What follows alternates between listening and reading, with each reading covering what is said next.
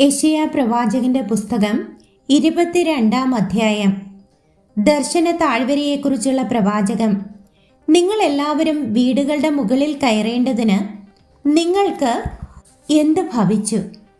അയ്യോ, കോലാഹലം നിറഞ്ഞും ആരവപൂർണമായും ഇരിക്കുന്ന പട്ടണമേ, ഉല്ലസിത നഗരമേ, നിന്റെ ഹതന്മാർ വാളാൽ കൊല്ലപ്പെട്ടവരല്ല, പടയിൽ പട്ടുപോയവരുമല്ല.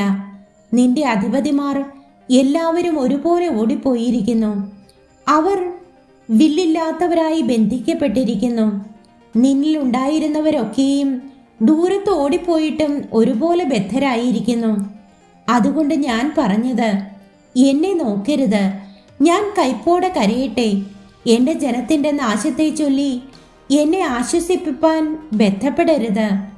സൈന്യങ്ങളുടെ യഹോവയായ കർത്താവിങ്കൽ നിന്ന് ദർശന താഴ്വരയിൽ പരാഭവവും സംഹാരവും പരിഭ്രമവുമുള്ളൊരു നാൾ വരുന്നു. മതിലുകളെ ഇടിച്ചു കളയുന്നതും മലകളോട് നിലവിളിക്കുന്നതുമായ നാൾ തന്നെ. ഏലാം കാലാളും കുതിരപ്പടയുമുള്ള സൈന്യത്തോടുകൂടെ ആവനാഴിക എടുക്കുകയും കീർ പരിചയുടെ ഉറ നീക്കുകയും ചെയ്തു. അങ്ങനെ നിന്റെ മനോഹരമായ താഴ്വരകൾ രഥങ്ങൾ കൊണ്ട് നിറയും. കുതിരപ്പട വാതിൽക്കൽ അണിനിരത്തും. അവൻ യഹൂദായുടെ മൂടുപടം നീക്കിക്കളഞ്ഞു. അന്ന് നിങ്ങൾ വനഗ്രഹത്തിലെ ആയുധവർഗത്തെ നോക്കി ദാവീദിൻ നഗരത്തിൻ്റെ ഇടിവുകൾ അനവധി എന്ന് കണ്ടു. താഴത്തെ കുളത്തിലെ വെള്ളം കെട്ടി നിർത്തി. യെരൂശലേമിലെ വീടുകൾ എണ്ണി. മതിൽ ഉറപ്പിപ്പാൻ വീടുകളെ പൊളിച്ചു കളഞ്ഞു. പഴയ കുളത്തിലെ വെള്ളം സൂക്ഷിപ്പാൻ 2 മതിലുകളുടെ മധ്യേ ഒരു ജലാശയമുണ്ടാക്കി. എങ്കിലും അത് വരുത്തിയവങ്കലേക്ക് നിങ്ങൾ തിരിഞ്ഞില്ല. പണ്ടേ അത് നിരൂപിച്ചവനെ ഓർത്തതുമില്ല.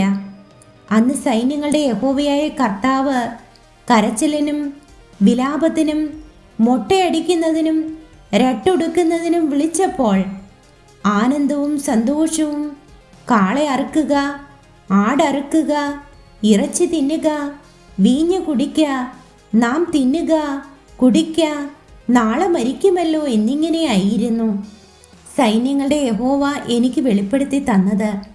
നിങ്ങൾ മരിക്കും വരെ ഈ അകൃത്യം നിങ്ങൾക്ക് മോചിക്കപ്പെടുകയില്ല എന്ന് സൈന്യങ്ങളുടെ യഹോവയായ കർത്താവ് അരുളി ചെയ്യുന്നു. സൈന്യങ്ങളുടെ യഹോവയായ കർത്താവ് ഇപ്രകാരം കൽപ്പിക്കുന്നു: നീ ചെന്ന് ഭണ്ഡാരപതിയും രാജധാനി വിചാരകനുമായ ഷെബ്നയെ കണ്ടു പറയേണ്ടത്, നീ എന്താകുന്നു ഈ ചെയ്യുന്നത്? നിനക്കിവിടെ ആരുള്ളൂ? ഇവിടെ നീ കല്ലറ വെട്ടിക്കുന്നത് ആർക്കായിട്ട്? ഉയർന്നൊരു സ്ഥലത്ത് അവൻ തനിക്ക് ഒരു കല്ലറ വെട്ടിക്കുന്നു, പാറയിൽ തനിക്കൊരു പാർപ്പിടം കൊത്തിയുണ്ടാക്കുന്നു. എടോ, നിന്നെ യഹോവ തൂക്കിയെടുത്ത് ചുഴറ്റി എറിഞ്ഞു കളയും. അവൻ നിന്നെ ഒരു പന്ത് പോലെ വിശാലമായൊരു ദേശത്തിലേക്ക് ഉരുട്ടിക്കളയും. നിന്റെ യജമാനന്റെ ഗൃഹത്തിൻ്റെ ലജ്ജയായുള്ളവേ, അവിടെ നീ മരിക്കും. നിന്റെ മഹത്വമുള്ള രഥങ്ങളും അവിടെയാകും. ഞാൻ നിന്നെ നിന്റെ ഉദ്യോഗത്തിൽ നിന്ന് നീക്കിക്കളയും. നിന്റെ സ്ഥാനത്ത് നിന്ന് അവൻ നിന്നെ പറിച്ചു കളയും. അന്നാളിൽ ഞാൻ ഹിൽക്കിയാവിൻ്റെ മകനായി എൻ്റെ ദാസനായ എല്യാക്കീമിനെ വിളിക്കും. അവനെ ഞാൻ നിന്റെ അങ്കി ധരിപ്പിക്കും.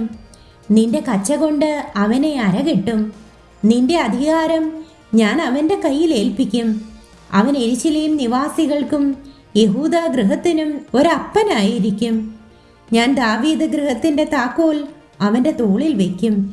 അവൻ തുറന്നാൽ ആരും അടയ്ക്കുകയില്ല, അവൻ അടച്ചാൽ ആരും തുറക്കുകയുമില്ല. ഉറപ്പുള്ള സ്ഥലത്ത് ഒരാണി പോലെ ഞാൻ അവനെ തറയ്ക്കും. അവൻ തൻ്റെ പിതൃഭവനത്തിന് മഹത്വമുള്ള ഒരു സിംഹാസനമായിരിക്കും. അവർ അവൻ്റെ മേൽ അവൻ്റെ പിതൃഭവനത്തിൻ്റെ സകല മഹത്വത്തെയും സന്തതിയെയും പ്രജയെയും കിണ്ണം മുതൽ തുരുത്തി വരെയുള്ള സകലവിധ ചെറുപാത്രങ്ങളെയും തൂക്കിയിടും. അന്നാളിൽ ഉറപ്പുള്ള സ്ഥലത്ത് തറച്ചിരുന്ന ആണി ഇളകിപ്പോകും എന്ന് സൈന്യങ്ങളുടെ യഹോവ അരുളി ചെയ്യുന്നു. അത് മുറിഞ്ഞു വീഴുകയും അതിന്മേലുള്ള ഭാരം തകർന്നു പോവുകയും ചെയ്യും.